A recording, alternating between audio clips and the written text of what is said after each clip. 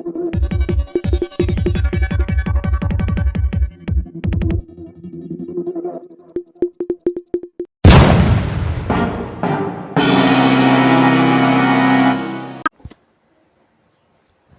तालुक्यातील केरसाने येथील सरला आधार माळी वय 35 हिचा खून तिच्याच पतीने सतत संशय घेऊन केला।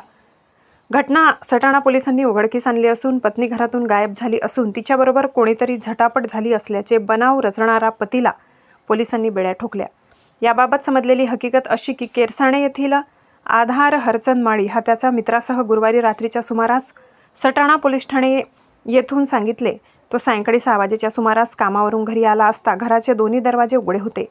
घरात त्याची पत्नी सरलाही कोठेही आढळून आली नाही। तसेच घरात पत्नीच्या हातातील बांगड्या फुटून काचा पडलेल्या आणि डोक्याच्या पिना स्कार्फ घरात अस्ताव्यस्त स्थितीत पडलेल्या असून घरात काहीतरी झटापट झालेली दिसत आहे। पत्नी घरातून बेपत्ता झाली आहे। तिच्या आजूबाजूला व नातेवाईकांकडे शोध घेतला, ती मिळून आली नाही अशी फिर्याद त्याने पोलीस स्टेशनला दिली असता सटाणा पोलिसांनी तपासाचे चक्र फिरवत केरसाने गाठले। एकंदरीत महिलेचे बेपत्ता होणे आणि तिच्या पतीचे कथन केलेली हकीकत यावरून परिस्थितीचे गांभीर्य लक्षात घेऊन सटाणा पोलीस ठाण्याचे पोलीस निरीक्षक बाजीराव पवार, सहाय्यक पोलीस निरीक्षक उज्ज्वल सिंह राजपूत व पोलीस कर्मचारी यांच्यासह मध्यरात्रीच केरसाने येथील घटनास्थळी जाऊन पाहणी केली। सदर बेपत्ता महिलेचा दसाणे गावचे पोलीस पाटील कांतीलाल सोनवणे व स्थानिकांच्या मदतीने शोध घेण्यास सुरुवात केली। सदर बेपत्ता महिला तिच्या घराच्या बाजूस असलेल्या 20 ते 25 फूट खोल खड्ड्यातील डाळिंबाच्या शेतात मृत अवस्थेत मिळून आली। याबाबत सटाणा पोलिसांकडून गुन्हा दाखल करण्यात आला। सदर महिलेचा मृतदेह शवविच्छेदनासाठी सिव्हिल हॉस्पिटल नाशिक येथे पाठवण्यात आला। सदर मृतदेह शवविच्छेदनासाठी सिव्हिल हॉस्पिटल नाशिक येथे पाठवण्यात आला होता। सदर महिलेच्या मृतदेहावर रात्री उशिरा अंत्यसंस्कार करण्यात आले। सदर महिलेच्या पीएम नंतर डॉक्टरांनी महिलेचे मृत्यूचे कारण तिच्या डोक्यामध्ये जड व बोथड वस्तूने मार लागून जखमा झालेल्या असून तिचा खून झाला असल्याचे सांगितले। मयत स्त्रीचा पती आधार हरचंद माळी वय 35 राहणार केरसाने शिवार याच्याकडे तिच्या मृत्यूबाबत सखोल चौकशी केली असता त्याने तिच्या चारित्र्यावर संशय घेऊन वादात स्वतः लोखंडी मुसडी सरला माळीच्या डोक्यात व छातीच्या बरगड्यावर जोरात प्रहार करून तिला जीवे ठार मारले।